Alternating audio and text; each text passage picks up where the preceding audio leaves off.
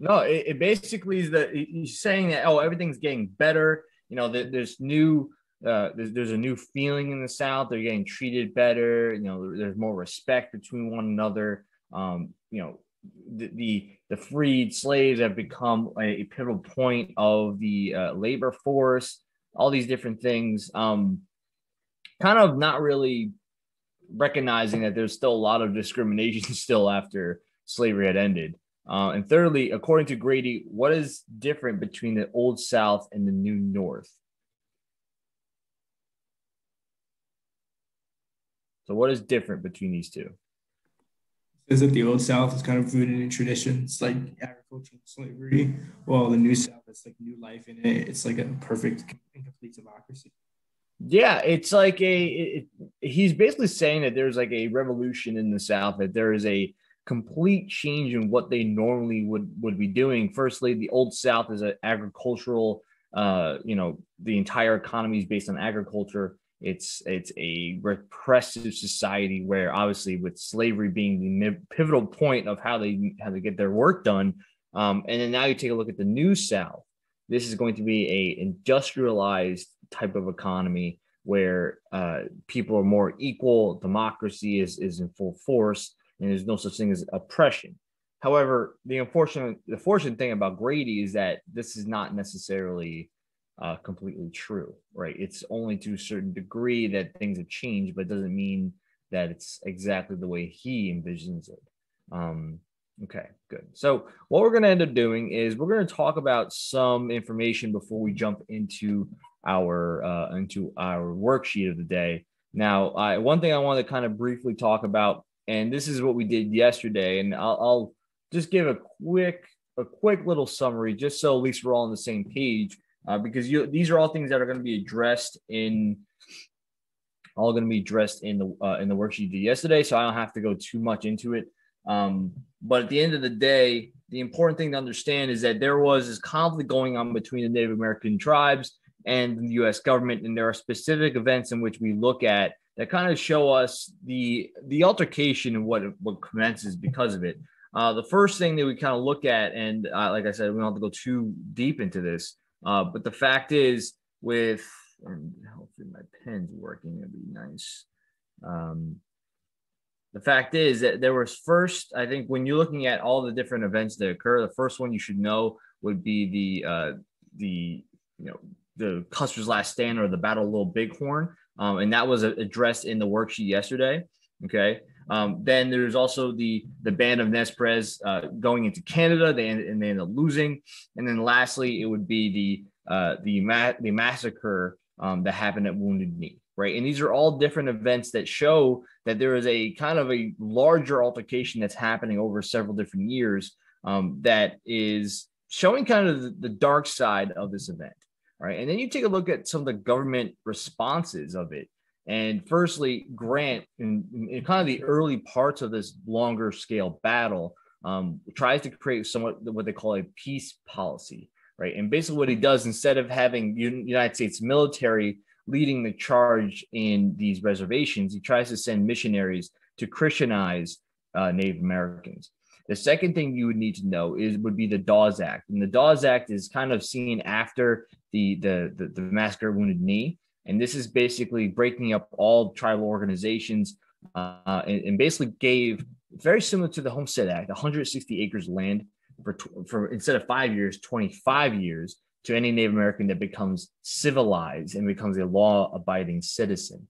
All right. And basically, one thing that means you have to become civilized is you have to take up a Christian name, and you have to become considered what they look like in the United States. So, just to give you a sense here, you have to be assimilated into society. You have to give up all of your previous, culture, your beliefs, and you have to become a United States citizen in the image in which the United States, really the United States, believes.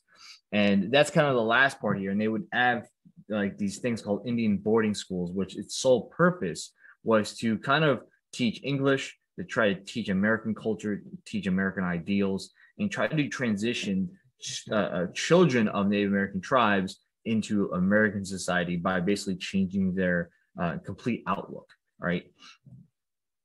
Now, because of this mass destruction of reservations and wars, there actually starts to become a thing called the conservation movement. And this is basically a pretty simple a movement to try to secure a lot of these natural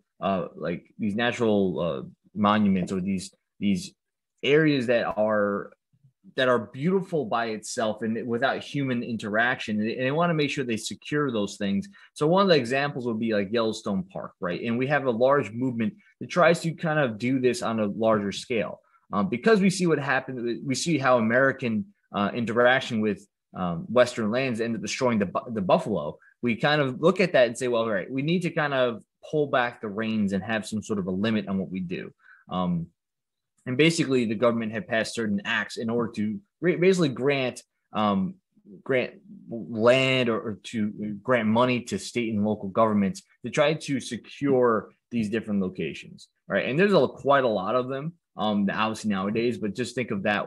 That's something that is if you were to say, positive impact that happens because of Western expansion outward. But now we're going to take a look at like we just did the New South. And the biggest thing you need to understand is the reasoning why we are going into this new concept of the New South is because the war kind of shed a light on a lot of things, right? Especially in the South, where they were so reliant on farming that that when there was total war that was being put against them, destroying their farms, their economy had been basically in shatters, right? Basically had been destroyed. And one of the deals that they had made in the Compromise of 1877 was to create a railroad system in the South. And because of this post-war atmosphere where the Northerners are basically stationed in the South and trying to revamp or change their society, it made them become more like Northern states. They become more industrialized. And you start to see states in the South kind of start having their own lead in certain types of industries. Not saying that they were better than the North in these industries, but they were doing like very well for themselves when it comes to really like certain, for examples, if you take a look at the bottom here, and unfortunately my pen is having some issues, but like basically the idea of like how Alabama becomes a leading steel producing state. Virginia becomes obviously leading tobacco production, and that is not only just farming, but even manufacturing the tobacco for the consumer. Other states like Georgia, North Carolina, and South Carolina become bigger than Massachusetts in the textile industry, right? And that's a pretty big deal. So now these are instead of it being a farming only the South, it becomes more than that, which is a pretty big deal. However, the downside is that they still relied on farming too much. Doesn't mean that they completely transitioned out of manufacturing, but they still relied on farming. The problem is that they don't have education to kind of get them to understand how to use machines. So they basically were stuck in that spot. On top of that, they relied on farming so much on their part of their economy that certain, when certain prices of crops start to drop, right? For example, when prices of cotton, corn start to drop big time, like by 50%, then the farmers that are dependent on selling those crops become poor and become homeless. So they end up trying to change our trends of farming into these major cash crops and to really diversifying our different things we sell, right? For instance, George Washington Carver started to try to push selling peanuts, farming sweet potatoes, try selling or growing soybeans. But the problem is that we had a lot of these massive farms that were just too stuck in their ways. And on top of that, we still had a major issue of segregation. All right. Now, remember, with no troops in the South, this is going to still be rampant. And on top of that, there is considered this movement to try to increase the level of segregation, especially since Northern soldiers were no longer there. And a group of these people that were trying to push for segregation were called redeemers, basically trying to redeem themselves after losing the Civil War. Okay. And their sole goal was to try to segregate African Americans as much as humanly possible. So there are many different ways in which they did this. Obviously, through expansion of sharecropping is definitely one way, but they try to really manipulate the poor white man into basically following whatever the elite class wanted because they would try to stoke fear using this racial tension between the white farmers and the freed African Americans. So one of the big things that emerges is the case between Plessy versus Ferguson. Now, granted, and we'll talk briefly about this, and the big thing that you should know about this case is that, firstly, it's trying to basically go on the basis of the 14th Amendment. And I put two clauses in here that are important to know, but that we've already talked about the 14th Amendment in a large amount of information, so you don't have to go too much into that. But basically, the thing you should know is that this concept of separate but equal is going to be big when it comes to this. And the whole equal protection clause, which is basically everyone has to have be treated equal under the law, is going to be challenged. And to give you just some sense of a background here, in 1890, in the state of Louisiana, they had passed a law called the Separate Car Act, which had segregated cars based on race. So they had a white car and a black car. And they used the idea of separate but equal doctrine to justify this. Now, Homer Plessy was part of this, I think it's called the Citizens Committee in Louisiana, which basically had planned to try to break this law on purpose in order to challenge this in court. Now, what happens is when he buys a ticket into the white section, he's asked by the conductor to see if he's a colored man. And by looking at his appearance, you would say, well, he looks like a white male. He's actually 7/8 Caucasian and 1/8 black, right? And because of that 1/8 black, he was actually arrested for sitting in the white car, right? And that's kind of how the case commences. Now, the impact of the case is that when he sues in court, he loses the court decision, and they agree with the separate but equal doctrine. Basically, they're stating that the majority states that the 14th Amendment is not made to end social inequality, but it's to create legal equality. Which saying by law they are equal, but socially they don't have to be equal. And when you look at the impact of this case, really what you need to understand is it jumpstarts an era of what they call the Jim Crow South. All right, and the Jim Crow South is it's an era of 60 years of just pure, all these horrifying laws that segregate society in all facets. All right, it could be in hotels, water fountains, literally you name it. Right, it's not even just by law, like legally. When it comes to politics, it's involved in everything. Right, and it's a long, expansive amount of years that go into basically where the South is allowed to do whatever they want when it comes to the segregation of Black Americans. All right. And I kind of just mentioned that here. When you take a look at some specific examples, voting, right, there's all these new types of things called poll taxes, literacy tests, political primaries only for whites that kind of stop Black Americans from voting, right? And you could see a drastic change in a downward spiral of how much they have in the voting booth. Grandfather clauses get put into place. Basically, is a law that states that only allowed to vote if your grandfather had cast ballots in the election before Reconstruction. So the only people that were allowed to do that were whites, right? Basically, it was a law that outlawed voting in the South legally, I guess, if that's what you would like to say. When it comes to legal rights, African Americans are barred from serving on juries. They had harsher punishments for crimes. There are lynch mobs that acted as vigilantes that literally would kill Black men constantly over their own sense of justice. And in the 1890s alone, 1,400 men were killed. And then lastly, economic, they were barred from even working in factories. Right. Now, unfortunately, let me just talk about the worksheet. We probably won't have time to do that today. So what I'll do is I'll open it up to be due tomorrow, just because I'm looking at the time here and we won't have time to do that. So I'll make it due tomorrow so you don't have to worry about that. But let me just finish off this last slide here.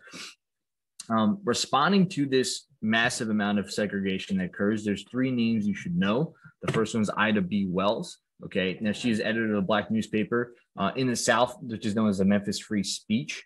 Now, what she did was, using her newspaper Free Speech, she was able to basically try to push for the end of these Jim Crow laws. And the only problem is that she had received a lot of death threats. All of her printing presses were destroyed, which had caused her to flee to the North to escape from these groups. The second one would be Bishop Henry Turner. He had formed the International Migration Society.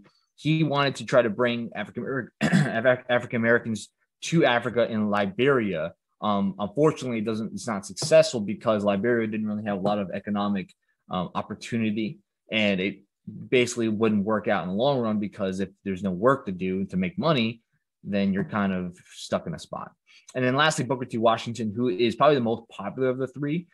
He was a former slave, and he graduated from Hampton Institute in Virginia. He was basically a very successful business entrepreneur, and he tried to fight to end segregation through basically stating that it was better to have economic self-sufficiency instead of having it done through politics. He believes that if you have a sense of making money on your own, then the ballot box will come eventually, right? If you have money, it means that you're being successful, and then the ballot box will come. So he feels like it's not the right way to try to force politics to end segregation. It's better to have a way to make money, and then that will come naturally in time. And a lot of people looked at that and said, that's a very lenient, and they don't really agree with that method. So he kind of does make some enemies, and you will talk about some other views that come into play.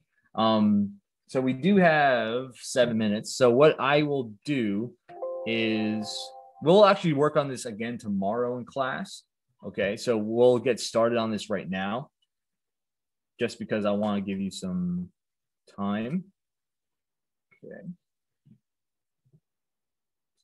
So what we'll do is we'll get to the worksheet here. All right, so it's on day 3 still. So like I said, we'll get started on it in class right now, but I'll make it due tomorrow, so we can actually work on it in class tomorrow as well in the beginning of class. So what we'll do, and what it looks like, is it has basically 3 different parts. Jeez, freaking zooming all over the place.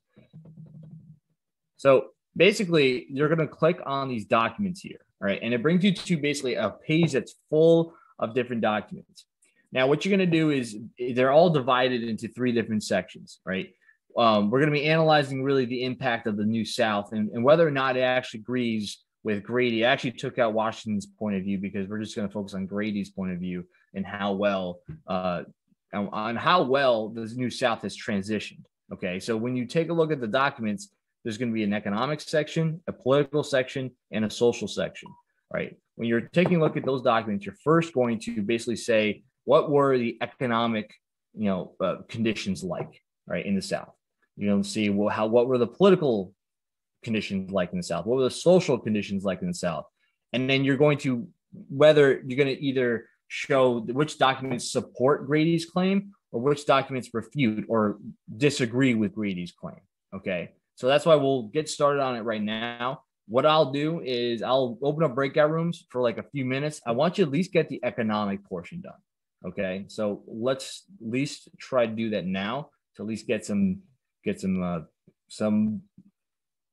of this done.